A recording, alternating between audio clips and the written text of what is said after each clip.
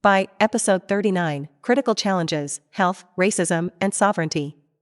Hello, and welcome back to By Boost Your English.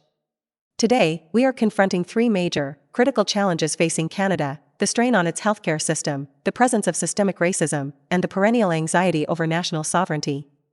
These are subjects that require precision and sensitivity. Our mission is to master the serious vocabulary needed to engage in thoughtful social and political commentary. Let's start with the health of the nation. Canada is famous globally for its system of universal healthcare, which is built on the foundational belief that every citizen has the right to medical care regardless of their ability to pay. While this system promotes greater equity than in many other countries, it is currently struggling under immense strain. This is evident in the severe underfunding for complex care. Patients with incurable diseases often face long wait lists for specialized treatment or palliative care, leading to unnecessary suffering. This situation frequently feels like a betrayal of the system's core promise, as the lack of funding results in cruel delays. The vocabulary here relates to funding disputes, resource allocation, and quality of life. Next, let's address the reality of systemic racism. Its existence within Canadian institutions, including healthcare, the justice system, and governmental bodies, is now widely and painfully acknowledged. Systemic racism means that rules, policies, and practices create disparities in treatment and opportunity for certain groups, particularly Indigenous and Black Canadians. This is often driven by institutional bias rather than overt individual malice. The consequences are directly linked to the intergenerational trauma caused by the residential school system, which we discussed in Episode 31.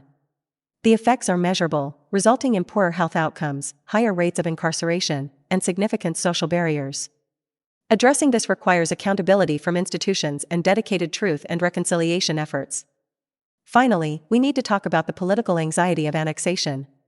A unique Canadian fear is being culturally and economically absorbed by the United States. For decades, Canadian politicians have fought to protect their sovereignty, meaning their political independence, and their cultural identity from American dominance. The political fear is not of a military invasion, but rather a slow continental drift. To counter this, Canada built organizations like the CBC and Radio-Canada to act as a cultural firewall. This serves as a deliberate tool to promote Canadian artists and stories against the overwhelming tide of U.S. media, an effort seen as essential to prevent the assimilation of Canadian culture. The vocabulary here revolves around cultural protectionism, national identity, and dependency. We've covered some essential and critical vocabulary today, from universal healthcare and palliative care to systemic racism and cultural firewalls. Understanding these challenges is vital to grasping the entirety of the modern Canadian political conversation. Now that our comments are open on YouTube, I invite you all to share your reactions, ideas, and requests down below, keeping mutual respect in mind. Keep boosting your English. Bye for now. Ready to boost your English? Let's